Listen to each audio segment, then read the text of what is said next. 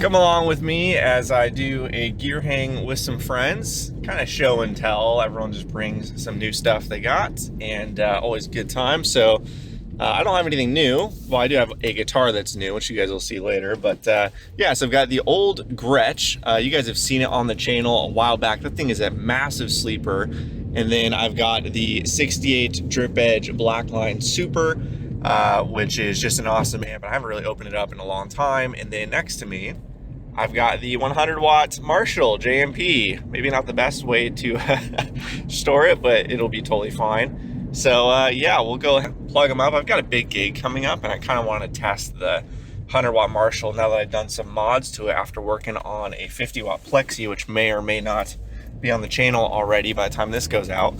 So yeah, we'll see how it goes, and we'll see what the other guys bring.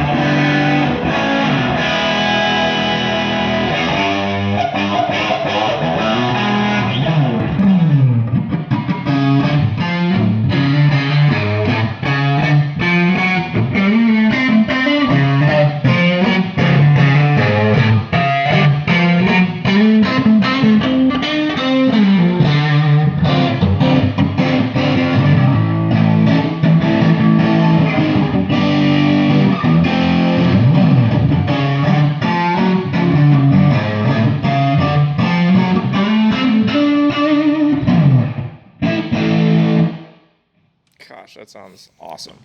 What a great neck pickup. Look at the wear on that. It's insane. I brought the other studs for you if you want to see if you like that. Check it out. So this is one of those guitars where it's like, you get the thought in your brain of, What? does it make sense to sell half my collection Totally. to get something like this?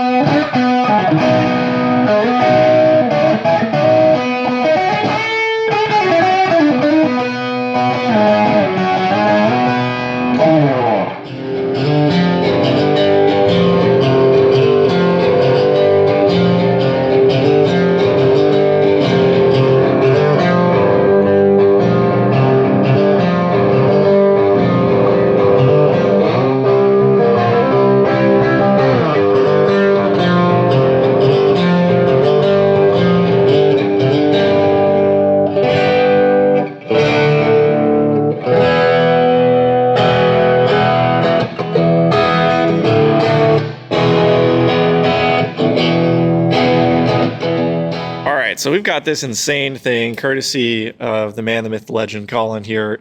Can you just run down what it is? Because it is so cool. This is a 1972 Rickenbacker model 331, also known as the Lightshow model. So for about 2 years or maybe about 18 months, they decided to make this guitar that was like psychedelic, right? Off the shelf, psychedelic kind of cool guitar for, you know, amazing show as well as how it sounds. And so they produced 2 different versions of the Lightshow. The earlier one has sort of all of its lights up in a row. That's a Type 1. This is a later one, a Type 2. This is January 72, I think. Didn't make a whole lot of them, probably 100 to 150, like at most. And you said you've had 5 of them? I've had 5 of them in the past. Yeah, which is crazy. One of the better examples in terms of everything works. Like that's kind of the hard thing, to find one that they can be pretty finicky. There's a lot of electronics going on. There's a primitive kind of circuit board inside of here. You can just make it out. Scattered incandescent bulbs. And so as you play it, it's a 3-color organ. So it has a control knob here, and as you play the low notes, it's supposed to be blue. So let's turn this down a little bit. There we go. So as you play the low notes, it should be blue. Yeah. As you play the mids, it should be green. Wow. And then as you play the high notes, it should be red. Wow. That's so cool. Yeah, so this is a sensitive control knob. So. How cool is that? That's so Yeah, cool. it's pretty sweet. You can play live and like keep the lights off, and then when the solo break comes on, Just fire crank it up.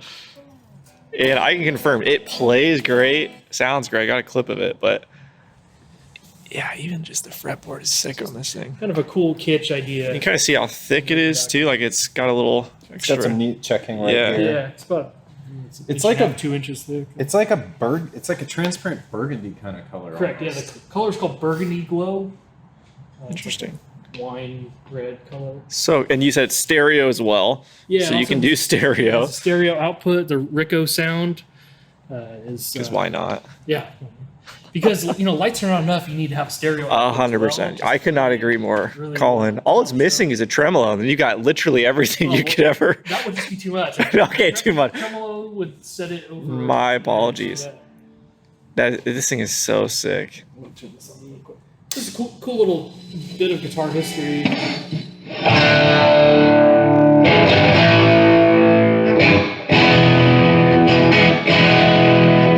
It sounds awesome. It sounds so good.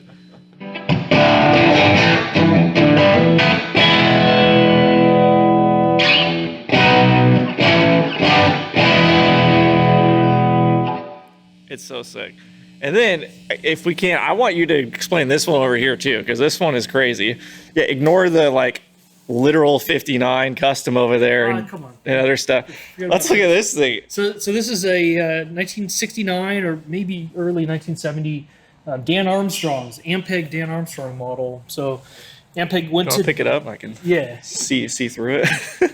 Ampeg approached Dan Armstrong in the late 60s, who was he ran a repair shop in Manhattan, in New York, that was really well known, and they wanted his input on designing a rock guitar, basically. And so Dan, being a practical repairman that he is, he devised this guitar. It's kind of inspired by a Gibson Les Paul Jr., I think, which was his favorite guitar, which has a lot of fret access and also has a single pickup. But because people wanted versatility, you want more than just that one pickup, they have This is so crazy. thumb screw. I don't know if you could do this mid-song, but say you're like, hey, I'm tired of this humbucker and I want a single coil sound. We got a country song coming up. Slide that pickup out, grab your single coil country bass. So that's like a Telecaster style pickup.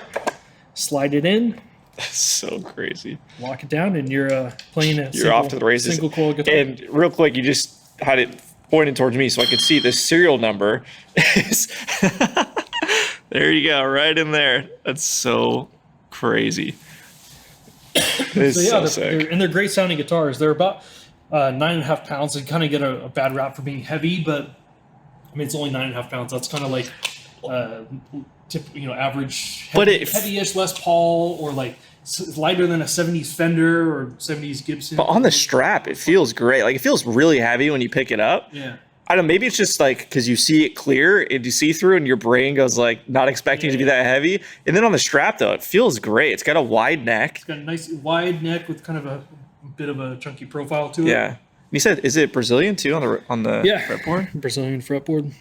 Gosh, so yeah, I mean cool, it's dude. just cool details, and it's really simple. Like, you need to be able to intonate the guitar. Well, they just did a rosewood bridge. It's on the little slider, and then they put a fret on it at one point just to make it a little bit easier to intonate. And you slide that back and forth when you want that to intonate. I think at one point Ampeg went to Dan Armstrong and said, "Hey man, this guitar's great, but it's not going to sell without a switch. So can you put a switch in there?" And I think he kind of fought that and said, "Okay, well here you go." And he put a switch in, has a tone capacitor. One direction is super muddy. The other side of it is exactly how he intended the guitar from day one. Sounds a lot brighter that way. And yeah, these are cool guitars. I mean, they're kind of underappreciated vintage guitars, if you will. Yeah, I love the. I don't know if you can even see on camera, but the carve. If you hold it up towards me a little bit, I can kind of show the carve. There you go. Yeah, I guess so cool. It's actually very comfortable to play. Yeah. Then the headstock, there's nothing on it. It's just got that. We were saying before, it's that like desktop material, like Formica kind of, or something like that. Yeah, like a wood effect. I think it's plastic. Yeah. Veneer that they put on top of it. But yeah, they're really well made. It's sharp looking. I mean, it's. I want one now. Yeah. After playing it, I want one now. I think it's sick. You find one with extra pickups. It's kind of the way to go. Yeah. Yeah, they're pretty practical. They also did these cool cases where they're. The guitar and bass model, they had a short scale bass that they offered as well, and they put them in the same exact case. A lot of times the guitar case has extra room to fit the bass model, but yeah, they're fun. It's so stinking cool. And then, I mean, lots of other cool stuff. We already looked at the custom a little bit, and then this one, I mean, it's so, you talked about it a little bit before, but it's just so stinking cool. Yeah. There's your Marty McFly model. Yeah. Real proper Back to the Future. It's late 1960, early 61. Or shipped in 61, built in 60. But yeah, it's got your PAF pickups. Originally, it had black dots over the stop tail holes, but I only have one of those black dots. So if anybody out there has an original black dot, go and spare, please let me know. So replace this and put them back in how they were. But originally, yeah, it was stereo, but it's been had stereo pulled out of it and made mono again. The annoying thing with the camera is it just does not pick up the red at all. Oh no! I might try and like color correct it to get it to be closer, but in person, the red in this is just money. It's like so perfect. A real warm kind of color.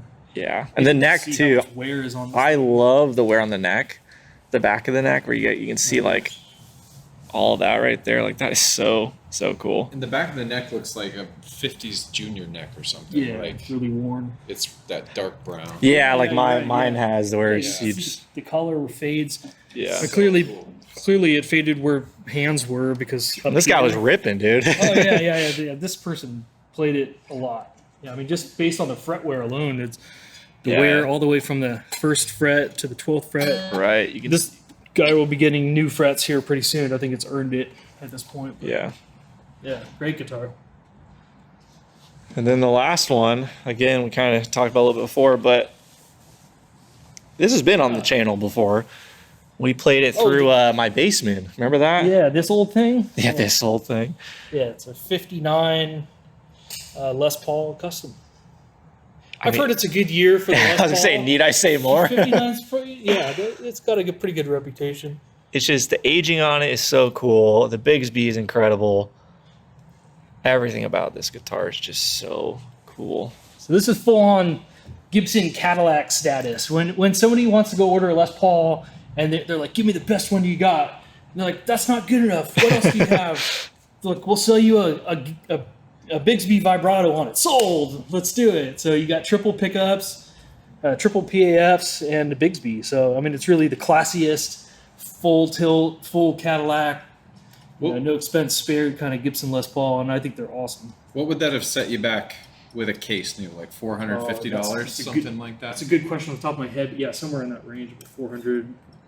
Imagine about $400, maybe a little bit under. And for scale, I think a new Corvette was $3,000 or $4,000. Wow. Yeah, this was a pretty big investment.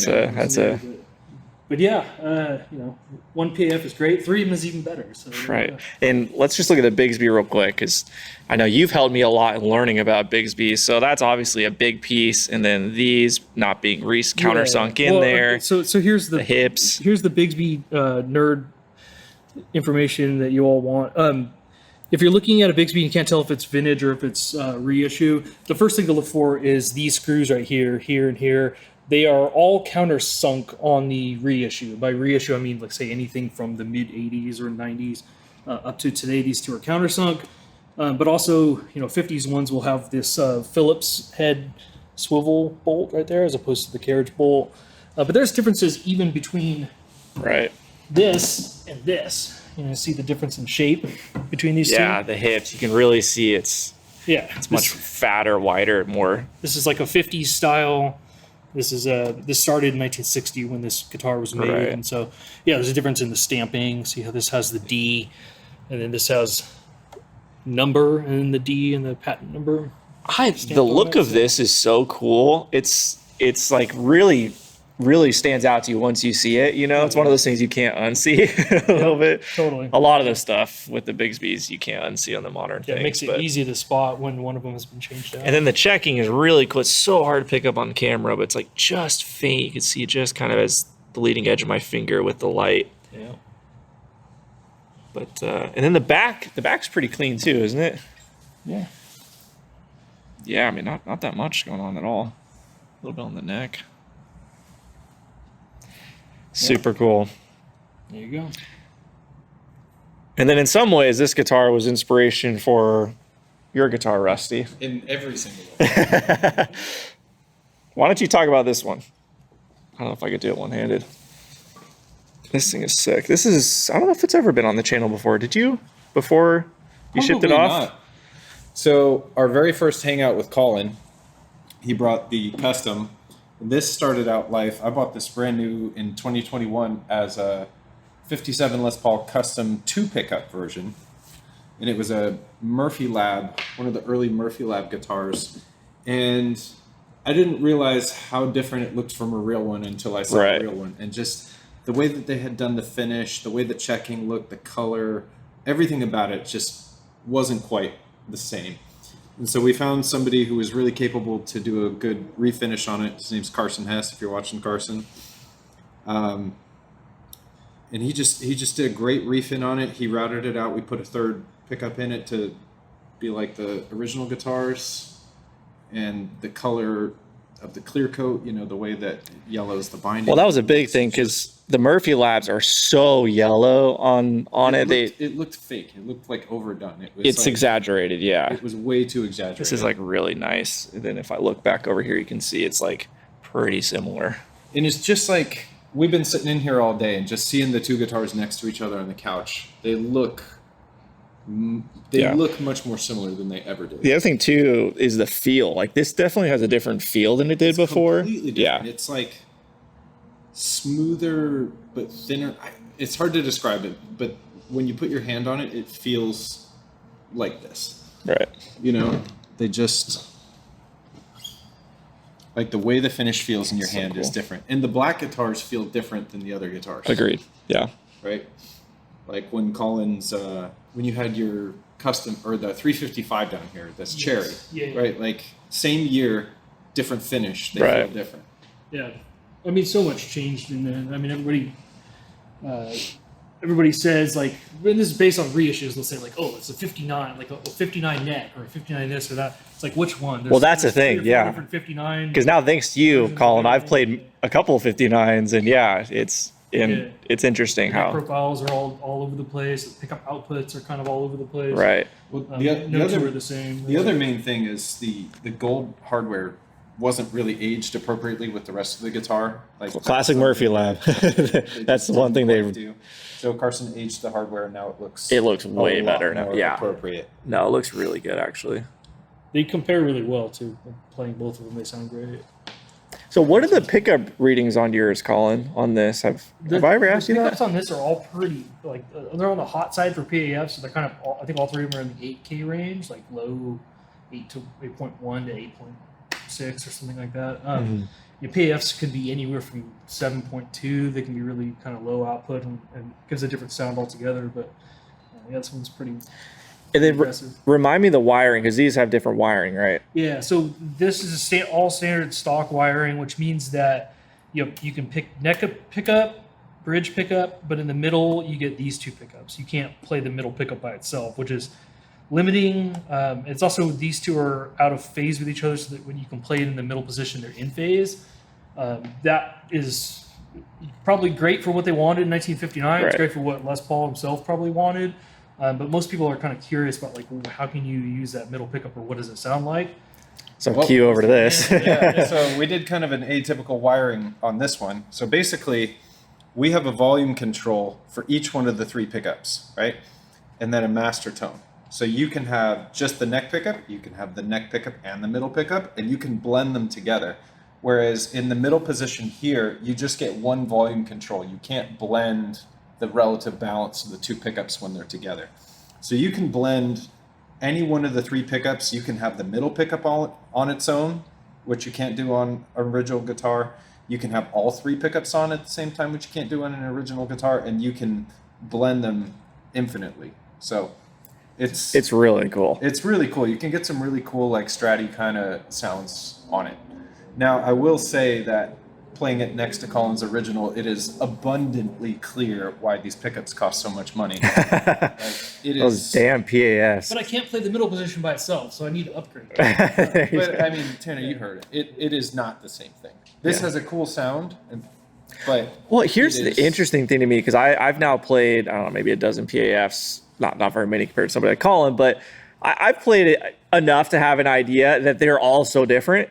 And like what you really realize, and even the early Pat numbers too, like those same sort of thing. Like with this guitar, we're having a little bit of wiring issues. He's just kind of working on it, getting it dialed in. But like when we got the middle going, this thing is bright as heck. The bridge is going to be searing on it. And the neck is lovely. The neck has got great clarity. And then I've played ones that are really muddy on the neck. I've played ones that are pretty warm, but I played some like sharp ones on the bridge. So it just kind of varies all over the place. And it depends on your style. It depends what you want to do. For sure. There is no right or wrong on this. And if all of them are the same, if all of them sounded the same and played the same, this hobby would be boring. Like finding the one that works the best for you is what makes it all worthwhile. And that goes for everything. I mean, you guys on the channel with amps, like you put 2 AC30 side by side. We've done that before. Like they can sound great, but they're going to have differences. We were just playing my Memory Man earlier, and I was saying how every Memory Man I've ever played has sounded completely different. They all have their own thing going for This them. hobby would be a lot cheaper if they all sounded Right. If everything was consistent. Like, once you get a taste of like, oh, what this is like, when I say good one, it's a good one for me and what I want, what that sound is. Then you're chasing the next one. You want to find out, is there a better one than the one that I already think is great? That's kind of the origin of the pursuit. And it's so true that like what I get this all the time in my YouTube comments of like, dude, that sounds so harsh and bright. And then somebody's like, dude, that's so warm and full and fat on the exact same clip. Yeah. Like you can't, everyone's got their own taste. Like I like to use I almost never have the tone controls up on my guitars. I'm always rolled back to like 6 or 7 on the bridge, usually kind of max. And a lot of people are all the way on 10. Yeah. Everyone's got their kind of their own thing going. But I've also bought guitars that people weren't that happy with the way it sounded. I thought this sounds amazing. I've also, on the other side of that, I've sold guitars that I was kind of lukewarm on, and the person buying it is like, this is the best guitar I've ever heard. This sounds amazing. Could you ever let this go? And it's like, that just wasn't the right one for me. It's the right one for somebody else. In my Blonde 335, which you've played, I did the whole video on that. I don't remember the title but I think it was like I bought his worst guitar or something, because it was like the one that he didn't like anymore. Yeah. And I love that guitar. Yeah, so a lot of times I'm selling a guitar, people will ask me like, what does it sound like? And I can only give my description of what I think this guitar sounds like. You really have to kind of hear it for yourself. And I can also play a guitar, and then I can hand it to Rusty or hand it to you. Right. And it's going to sound different than it does in my hands. So a lot of that comes out of the player as well. That's why these hangouts are such a privilege. It's like we're able to just rapid fire, like go through this stuff and different amps, and to hear the three of us playing this stuff differently, it really gives you a really good perspective of like what these instruments do. Yeah. Right? Yeah. Like that, they sound similar, but that one just has an extra 15-20%, and it's brighter. Like it's brighter and it's got more output, but the bass tone is very similar and different from a standard Les Paul. Right. Dollar for dollar. Yeah, I mean, that gets you pretty far. We need to add a zero to the price of this one, but I'm really happy with the way the neck pickup sounds on this. I might continue the search for a better bridge pickup, but the way the wiring is and the way it is and the way it's really cool. It's really cool. Gibson's making guitars that are like the best that they've been since they were making these, really, and it's interesting to compare the two. And then you've done upgrades on top of that to really kind of nail down the aging and the feel and everything to get it like just right. And the neck feels just right. It's I love doing these. It's so cool.